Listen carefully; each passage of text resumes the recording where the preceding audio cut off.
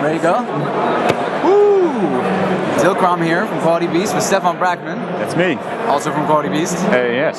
And again at SPIEL18. Again, if you watched our Towers of Sun video, which if you didn't, you should. Now, like pause and then watch that video. Pause the video. Yeah, we'll pause. Okay, now that you've seen Towers of the Sun, let's talk about Microbes are yours. Yes. So we do designer challenges at Quality Beast, which are kind of internal contests to get designers flexing their muscles.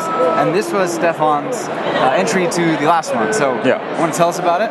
So the challenge was to create a game with only 14 card slots, so you could trade one slot for 6 tokens. So basically very limited amount of cards and maybe some tokens. And it turned into a game in which I tried to maximize the card usability. So I came up with a game with double-sided cards, and each card has a different item on it. You can use it in a different way. But this now is turned into a game which looks very fun. You can see by that banner and the artwork later as well with the characters. But it's actually very thinky, and you have a really you have to have a clear strategy, and you have to really take advantage of each situation to actually win the game. Yeah. It can end really fast.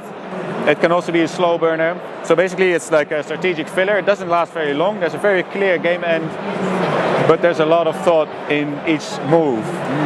So usually what you see happening is like people go like, and then go boom, tak, tak, tak, tak, and then score a lot of points. Or not, like think a long time and only score 1 point. In other words, it's definitely a Brackman game. Yeah, you have to think about it, sorry. Light, fun, goofy, slightly immature, but with an aware background to the theme and tons of think thought moments. Talk about immature. In this game especially, my dirty mind pops up.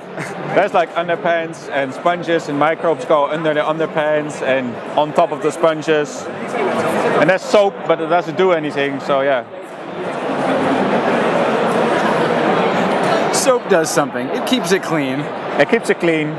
Well, let's say it does a lot, but it creates some board dynamics in which each different crack in between the tiles is worth more or less depending on the positions. So we've been developing it.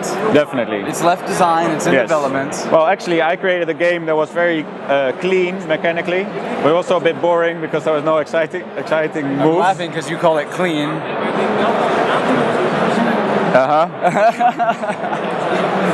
So much for dad jokes. Actually, I said it. Oh. Anyways, so we didn't have any big moves. We didn't have any excitement combos. So I gave the mechanics of the game to the development team at Quality Beast. We now have a really awesome developer, Ore, who's made it kind of his baby and has been working on it playtesting a lot. Because I've also been doing other stuff, so don't have all my time available to do Microbes yours.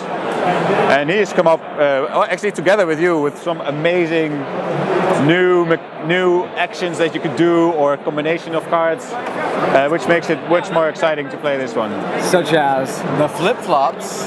The flip-flops. Which we'll leave just as mysterious card for now. The flip-flops was actually in my game as well, but we'll talk about it later. Well, also speaking of development, what we do in development is work on the art direction and graphic design.